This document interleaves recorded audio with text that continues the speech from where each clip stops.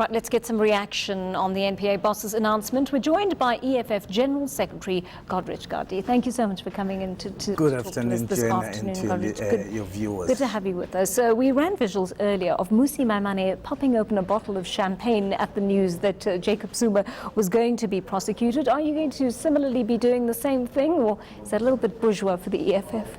Well, there's quite a lot that actually Mr. Zuma should pay for. It's not only the 15 million rands that is ascribed to the spy tape saga. There's quite a lot of other cases where the state is paying for him. So it's not really a time for, it's not yet uhuru. It's not yet time to celebrate, because we can calculate over 60 million rand that has been spent by the state protecting Zuma and assisting Zuma in all his vexatious litigations. I want to ask you how you came to that figure, because there is a big discrepancy between the 15 million and the 64. Give us a rough idea of how you came to that number. There is the eNCA case, there is the state capture case, and quite a number of other cases where it only relates to the decisions taken by Mr. Zuma in his capacity as the president of the country, which were found actually to be very frivolous and to which Mr. Zuma should pay. I want to go back to a conversation we had offset about the issue of how far back we should go in enumerating how much Jacob Zuma actually owes the state or owes the taxpayer. How far back, to how far back do you calculate it? To what period? Well, Mr. Zuma is going to court on numerous count of charges which stem from 1995, when he was the MEC for Economic Development in KwaZulu-Natal. Not when he was deputy president of the country, not when he was the president of the country. So if we can go back to 1995, we can tell that actually Mr. Zuma has not only been corrupt after he became deputy president of the country, but when he was actually the MEC of Economic Affairs in KwaZulu-Natal. All we can say is that the Eiffel Tower in France has fallen. That was his punchline and password for receiving all the bribes and the kickbacks. Let me just ask you about the argument being put forward by the Zuma camp that he took this litigation to court later on, took these cases to court in his capacity as deputy president, and so it makes perfect sense the taxpayers should foot the bill for it. But we should go into the docket and the indictment. What are the charges that relate to Mr. Zuma? In what capacity? What was he doing? Where was he? All we find there is that Mr. Zuma was an MEC of Economic Development in KwaZulu-Natal.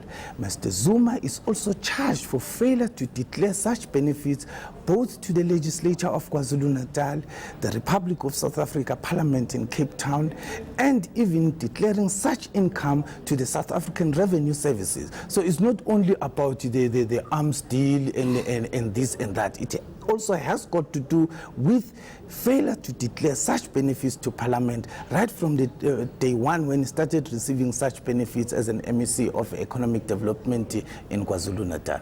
The question came up in Parliament the other day as to whether he would pay these outstanding bills. We were told by President Ramaphosa that if former President Jacob Zuma loses these cases, he will actually pay. You had a question about the legality surrounding that.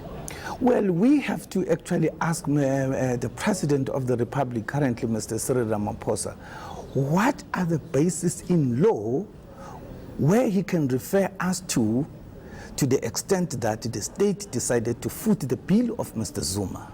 Because our understanding is that a policeman, a soldier, and any other official of the state and a public representative can actually be assisted by the state if he believed in good faith that what he was doing in the course of his official duties actually was correct, was in the best interest of the country.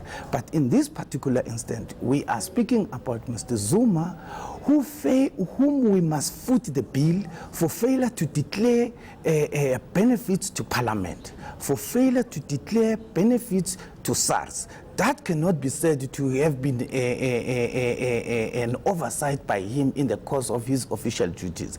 Every person has got a responsibility to do tax returns. Every other person who's a public representative in the legislature and parliament has got a responsibility to declare to the members' interest department or section in parliament. So that cannot be said to have been an activity in the course of his official duties. He has to pay, like Mr. Tony Yengeni, who failed to declare benefits to Parliament, has to face the consequences. So Mr. Zuma should.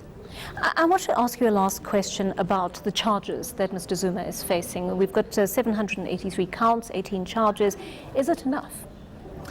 It doesn't look like it is enough. Mr. Zuma, the scope of this investigation should actually include latest other revelations on benefits that his family has been receiving, and when he was registered as an employee of one security company receiving almost R1 million or so. And it doesn't mean that when you are served with an indictment is the end of the day. The state can still augment those charges, can still bring more charges up until he has pleaded.